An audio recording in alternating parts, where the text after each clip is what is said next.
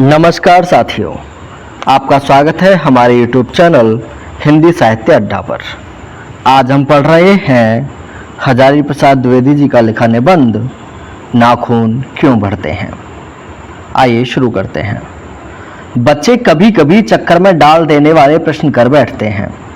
अल्पज्ञ पिता बड़ा दयनीय जीव होता है।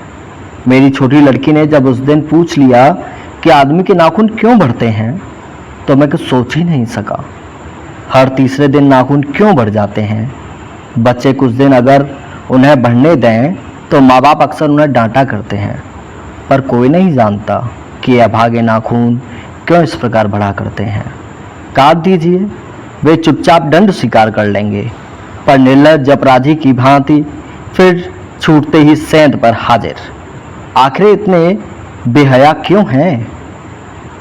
कुछ ही लाख वर्षों की बात है जब मनुष्य जंगली था, वन मानुष जैसा। उसे नाखून की जरूरत थी। उसकी जीवन रक्षा के लिए नाखून बहुत जरूरी थे। असल में वही उसके अस्त्र थे। दांत भी थे, पर नाखून के बाद ही उनका स्थान था। उन दिनों उसे जूझना पड़ता था, प्रतिद्वंदियों को पछाड़ना पड़ता था। नाखून उसके लिए आवश्यक अंग था। फिर वह धीरे धीरे अपने अंग से बाहर की वस्तुओं का सहारा लेने लगा। पत्थर के ठेले और पेड़ की डालें काम में आने लगी। रामचंद्र जी की वानरी सेना के पास ऐसे ही अस्त्र थे। उसने हड्डियों के हथियार बनाए। उन हड्डियों के हथियारों में सबसे मजबूत और ऐतिहासिक था देवताओं के राजा का वज्र, जो दधीच मुनि की हड्डियों से बना था। मनुष्य और आगे बढ़ा। उसने धातु के हथियार पाए। जिनके पास लोहे के शस्त्र और अस्त्र थे वे विजयी हुए। देवताओं के राजा तक को मनुष्य के राजा से इसलिए सहायता लेनी पड़ी थी कि मनुष्यों के राजा के पास लोहे के अस्त्र थे। असुरों के पास अनेक विद्याएं थीं, पर लोहे के अस्त्र नहीं थे। शायद घोड़े भी नहीं थे। आर्यों के पास ये दोनों चीजें थीं। आर्य विजयी हुए। फिर इतिहास अपनी गति से बढ़ता गया। नाग हारे, सुपर्ण हारे, यक्ष हारे, गंधर्व हारे, असुर हारे, राक्षस हारे। लोहे के अस्त्रों ने बाजी मार ली थी। इतिहास आगे बढ़ा। पलीते वाली बंदूकों ने, कारतूसों ने, तोपों ने, बमों ने, बम वर्षक वायुयानों ने इतिहास को किस कीचड़ भरे घाट तक घसीटा है, यह सबको मालूम है। नखदर मनुष्य अब एटम बम पर भरोसा करके आगे की ओर बढ़ चला, पर उसके नाखून अब भी बढ़ रहे हैं। अब भी मनुष्य प्रकृति को उसके भीतर वाले अस्त्र से वंचित नहीं कर रही है। अब भी वह याद दिला देती है कि तुम्हारे नाखूनों को बुलाया नहीं जा सकता। तुम वही लाख वर्ष पहले के नखदंता व लंबी जीव हो, पशु के साथ एक ही सतह पर विचरने वाले और चरने वाले। तथा किम, मैं हैरान होकर सोचता हूँ कि मनुष्य आज अपने बच्चों को नाखून न काटने के लिए डांटता है। किसी दिन कुछ थोड़े लाख वर्ष पूर्व वह अपने बच्चों को नाखून नष्ट करने पर डांटता रहा होगा, लेकिन प्रकृति है कि यह अब भी नाखून को जलाई जा रही है, और मनुष्य है कि वह अब भी उसे काटे जा रहा है। वे कमबख्त रोज बढ़ते हैं क्योंकि बंदे हैं, नहीं जानते कि मनुष्य को इससे कोटि कोटि गुना शक्तिशाली अस्त्र मिल चुका है। मुझे ऐसा लगता है कि मनुष्य अब नाखून को नहीं चाहता। उसके भीतर बर्बर युग का कोई अवशेष रह जाए, यह उसे असह्य है। लेकिन यह भी कैसे कहूँ, नाखून काटने से क्या होता है। मनुष्य की बर्बरता घटी कहाँ है, वह तो उसका नवीनतम रूप है। मैं मनुष्य के नाखूनों की ओर देखता हूँ तो कभी कभी निराश हो जाता हूँ। ये उसकी भयंकर पाशवी वृत्ति के जीवंत प्रतीक हैं। मनुष्य की पशुता को जितनी बार भी काट दो वह मरना नहीं जानती। कुछ हजार साल पहले मनुष्य ने नाखून को सुकुमार विनोदों के लिए उपयोग में लाना शुरू किया था। वात्सायन के कामसूत्र से पता चलता है कि आज से 2000 वर्ष पहले का भारतवासी नाखूनों को जमकर संवारता था। उनकी काटने की कला काफ़ी मनोरंजक बताई गई है। त्रिकोण, वर्तुलाकार, चंद्राकार, दंतुल आदि विविध आकृतियों के नाखून इन दिनों विलासी नागरिकों के न जाने किस काम आया करते थे। उनको सिकथक, मोम और अलत्तक आलता से यत्नपूर्व पर रगड़कर लाल और चिकना बनाया जाता था। गौड़ देश के लोग उन दिनों बड़े बड़े नखों को पसंद करते थे और दक्षिणात्य लोग छोटे नखों को। बात अपनी अपनी रुचि है, देश की भी और काल की भी। लेकिन समस्त अधोगामिनी वृत्तियों को और नीचे खींचने वाली वस्तुओं को भारतवर्ष ने मनुष्योचित बनाया है। यह बात चाहूँ भी तो नहीं भूल सकता।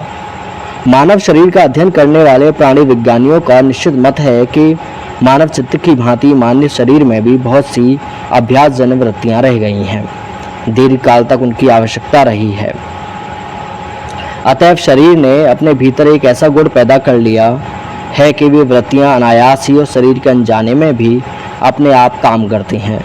नाखून का बढ़ना उनमें से एक है, केश का बढ़ना दूसरा है, दांत का दोबारा उगना तीसरा है, पलकों का गिरना चौथा है, और असल में सहजात वृत्तियां अनजानी स्मृतियों को ही कहते हैं। हमारी भाषा में भी इसके उदाहरण मिलते हैं।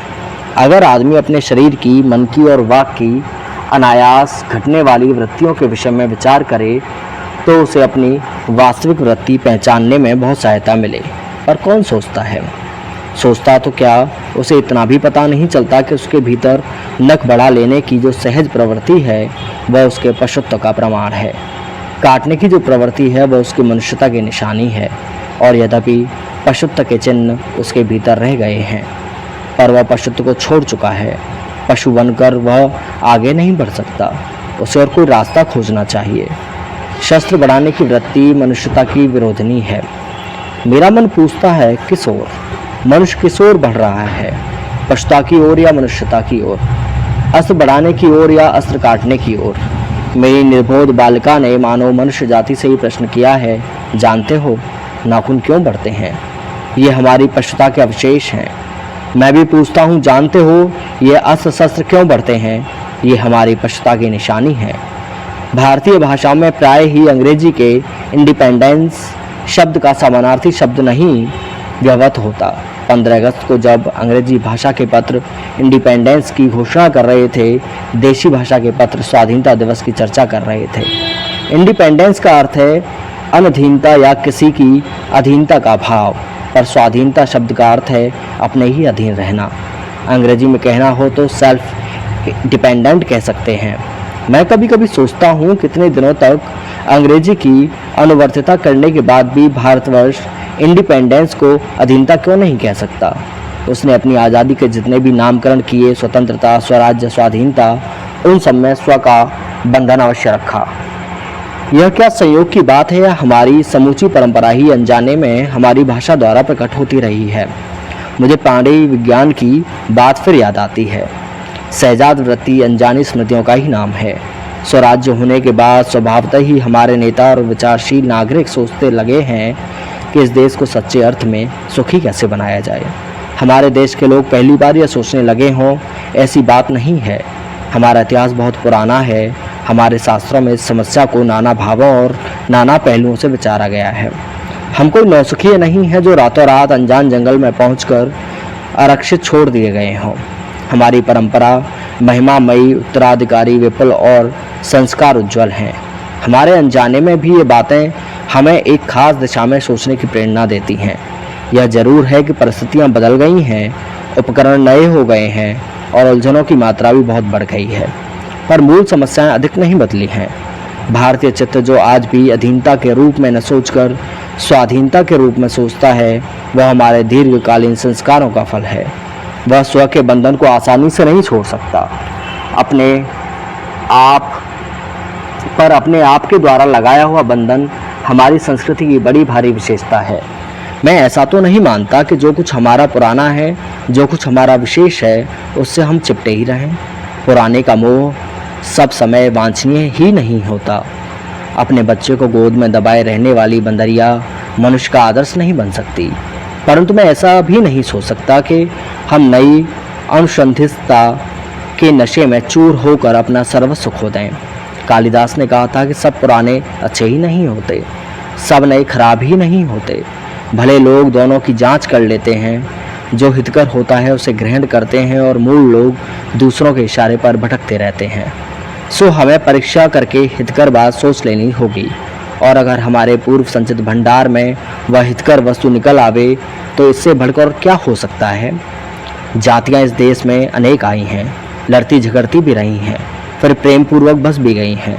सभ्यता की नाना सीढ़ियों पर खड़ी और नाना के और मुख करके चलने वाली इन जातियों के लिए सामान्य धर्म खोज निकालना कोई सहज बात नहीं थी। भारतीय वर्ष के ऋषियों ने अनेक प्रकार से अनेक ओर से समस्या को सुलझाने की कोशिश की थी, पर एक बात उन्होंने लक्ष्य की थी, समस्त वर्णों और समस्त जातियों का एक सामान्य आदर्श भी है, वह है अपने ही बंधनों में अपने को बांधना। मनुष्य पशु से किस बात में भिन्न है? आहार, निद्रा आदि पशु सुलभ स्वभाव उसके ठीक वैसे ही हैं जैसे अन्य प्राणियों के, लेकिन वह फिर भी मनुष्य से भिन्न है। उसमें संयम है, दूसरों के सुख दुख के प्रति संवेदना है, श्रद्धा है, तप है, त्याग है। मनुष्य के स्वयं के उद्भावित बंधन है, इसलिए मनुष्य झगड़े टंटे को अपना आदर्श नहीं मानता। गुस्से में आकर चढ़ दौड़ने वाले अविवेकी को बुरा समझता है और वचन, मन और शरीर से किए गए असत्याचरण को गलत आचरण मानता है। यह किसी खास जाति या वर्ण या समुदाय का धर्म नहीं है, यह मनुष्य मात्र का धर्म है।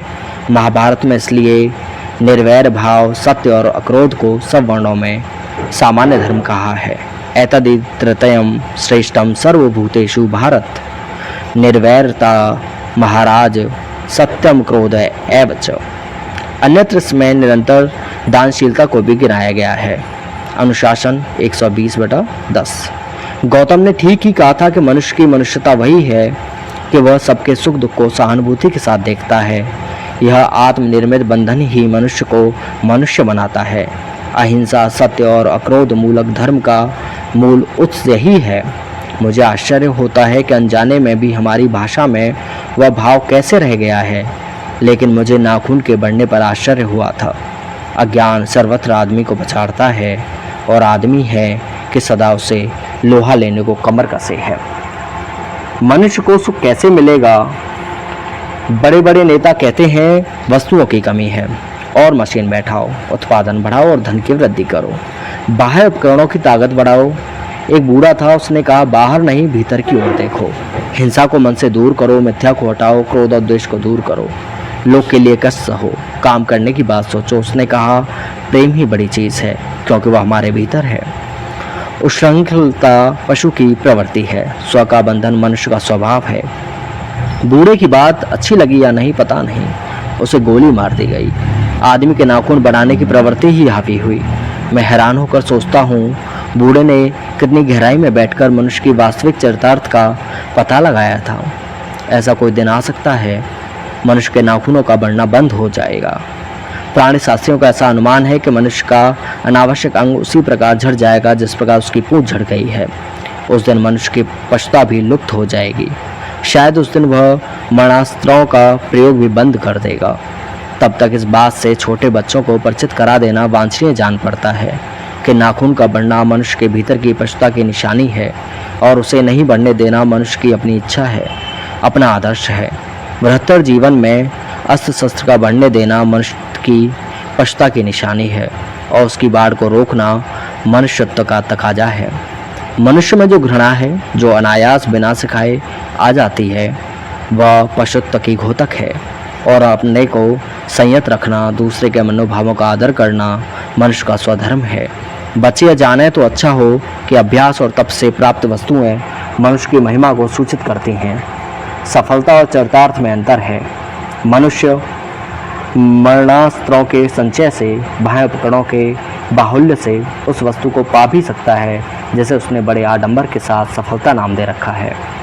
परंतु मनुष्य की चरितार्थता प्रेम में है, मैत्री में है, त्याग में है, अपने को सबके मंगल के लिए निशेष भाव से दे देने में है। नाखून का बढ़ना मनुष्य की उस अंध सहजात वृत्ति का परिणाम है जो उसके जीवन में सफलता ले आना चाहती है। उसको काट देना उस स्वनिर्धारित आत्मबंधन का फल है जो उसे चरितार्थता की ओर ले जाता है। कमबख्त नाखून बढ़ते हैं तो बढ़ें, मनुष्य ने बढ़ने नहीं देगा। धन्यवाद।